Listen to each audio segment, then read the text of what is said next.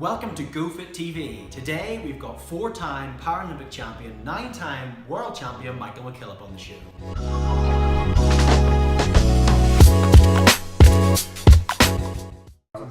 Awesome, Michael. Thanks for coming on the show. Thanks for having me. Welcome to the 3rd episode of GoFit TV. Excited to be here? Yeah, I'm looking forward to having a chat. Awesome. Could you give a wee brief intro to the guys in GoFit TV about who you are? 90 seconds. Hi guys, my name is Michael McKillop. I'm a 4-time Paralympic gold medalist, a 9-time world champion, a 2-time European champion. I guess my career has been a long journey, but a successful one. I can't wait to have a chat with Jason to tell him a little bit more about me.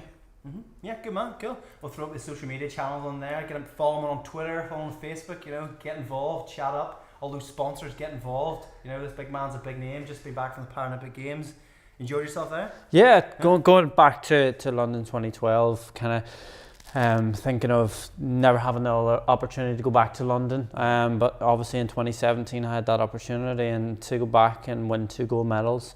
It wasn't about world records or Paralympic records this time, it was about winning medals and securing kind of my unbeaten run again. Yeah, and it was awesome. I remember watching it on TV. It was good. It's exciting to watch on TV all the time. That's the thing about Paralympic competition, you rarely see it on TV, Yeah, 100%. You only probably see Paralympic sport once a year, and for me that's tough because I see myself as an elite athlete. I see myself as the best in the world, and for only people to see me once a year is kind of disheartening in a way, because obviously I train like an able-bodied athlete, and I aspire to be the best, so I kind of would like to be a household name, and for people to see me in the media every week, but unfortunately we're not at that stage yet in Paralympic sport, but hopefully kind of further down the line that we can produce something that's more attractive to mainstream TV.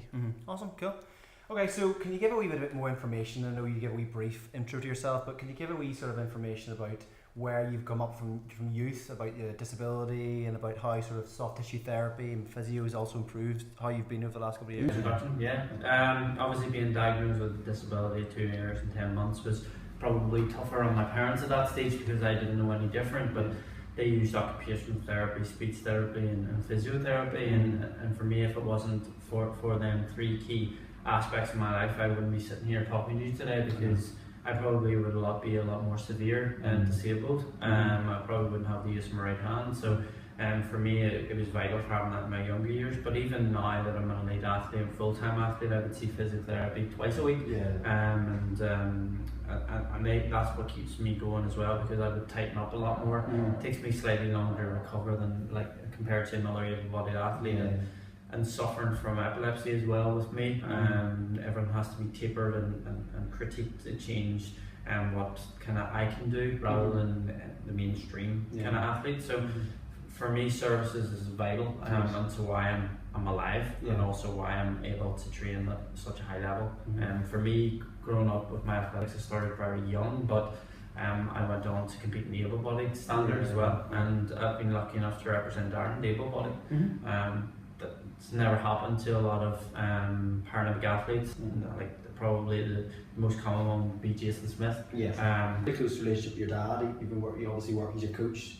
He's a big person in your life, and he has been over the last number of years, especially when you've been getting those titles and you're regularly doing those. So gives you an insight into that. Yeah, my dad obviously has been there from day one. Obviously being told that his son had a disability was probably heartbreaking. He didn't know if I was going to end up in a wheelchair or not. And that for me was my inspiration at kind of my career, because he never gave up on me when I was a young boy with a disability.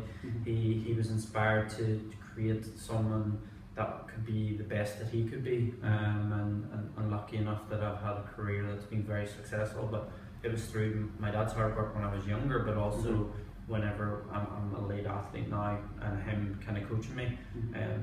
We together as athlete coach have an unbeaten streak for 11 years in Paralympic sport, and obviously representing Ireland at World Championships. I was the first European disabled athlete to compete at an IAAF cross country event, and that for me is probably, I know it would probably be shocking to hear, but it's probably my biggest highlight or my biggest achievement in my sporting career at all.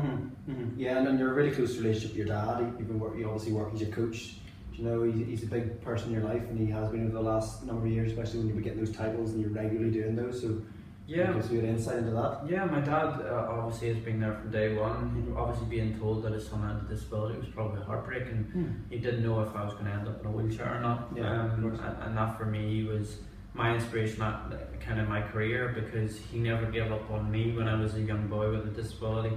He was inspired to create someone that could be the best that he could be, and lucky enough that I've had a career that's been very successful. But it was through my dad's hard work when I was younger, but also whenever I'm a late athlete now, and him kind of coaching me.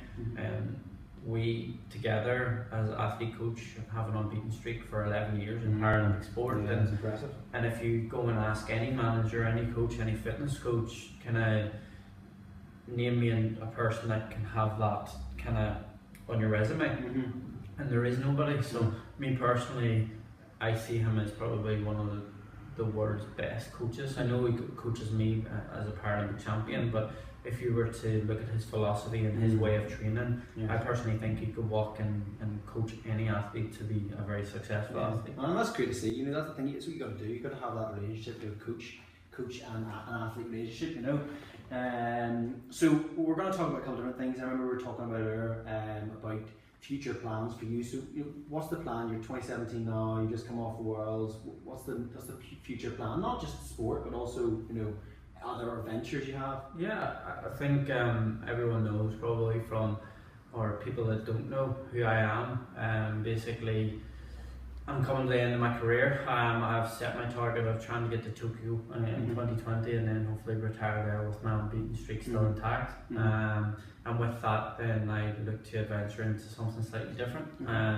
I'm very kind of interested in events management and kind of trying to gain access to world-class athletes to produce a massive sporting event within Northern Ireland. And I think people within Northern Ireland should realise that we are the best in the world when it comes to competition. So why can't the events come to Northern Ireland as well? And you're not probably going to get Usain Bolt, but I'm sure there's world-class athletes out there in athletics. But also I would love to produce a kind of triathlon or something that's slightly bigger and better than we've already seen within Northern Ireland, because I feel very passionate about it, but also I feel passionate about obviously trying to develop young kids in sport and the fundamental skills and abilities for them to go on to bigger and better things whenever they're older as well. Yeah, no, it's impressive because we've always got a lot of good events in Ireland at the moment. Like from an athletics perspective, you've got your likes of the Morton Games and Cork City Sports. They're good for athletics, great for athletics. That's the thing. It's great to sort of change the ethos about Northern Ireland, about really get everyone involved with sport. From a young age. That's the thing. We want to get people involved and doing things and competing at a high level, but competing at a lower level too. Getting out, enjoying yourself, having a good fun. Yeah, everyone has to start from somewhere, and for me personally, obviously I started at kind of a disadvantage right away because of my disability, but I used that as a challenge, and I wanted to be better in how I could be, and people need to realise that you have to start with you, forget about everyone else, and look at your ability and try and make your ability as best as possible. And if that gets you on the world stage, if that gets on the European stage, if that just gets you into a local running team, scoring team, then that's amazing. But I feel like a lot of people kind of look at Northern Ireland as a small country and can only produce small events. Obviously you've started to see the bigger events coming in, like the Irish Open a few times now with the Rory Foundation, and I feel like the likes of myself and other sporting people with knowledge that can produce a sporting event worthy of success and showcasing in the media. Awesome, cool. Well, mate, I appreciate it today. It's been great. So we're going to play a quick game here. It's called the Whisper Game. I've got the answers on the card, which you can't see, hopefully. You're going to put these headphones in. I'll explain the game quickly to you. You're going to stick the headphones in. Music's going to be very loud so we can't hear. I'm going to whisper some words which will come on the screen. He's going to try and guess what they are. If he gets them right, he gets a point. If he gets none of them right at all, we win. If he goes home, we lose. Okay. Can you hear me? Can you hear me? Yeah, right. Appreciate that. Okay. First one. Fire extinguisher.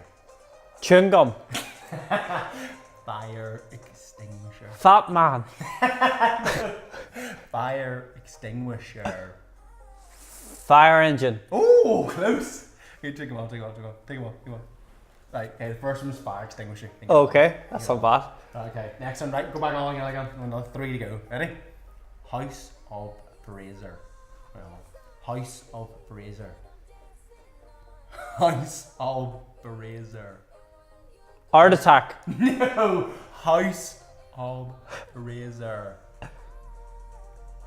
No, pass. House of Fraser. House of Fraser. 0. You got a total of 0. God. Last, another one. Right, ready? Pound shop. How now, brown cow? No. Pound shop. Posh. Pound shop. Shopping. Oh, no, it's close. To a pound shop. House shop. I'll take it out. Pound shop. Pound shop. That's not We'll bad. give you half. Okay, half a mark. That's alright. Okay, right, okay. We've got 2 more to go. Ready? You get this one. If he doesn't get this one. 1 second. Right, play it again. Next tune.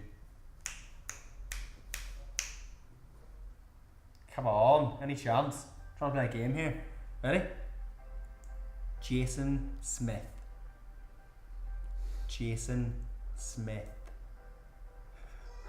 This is a Paralympic mate. Jason Jason? Smith.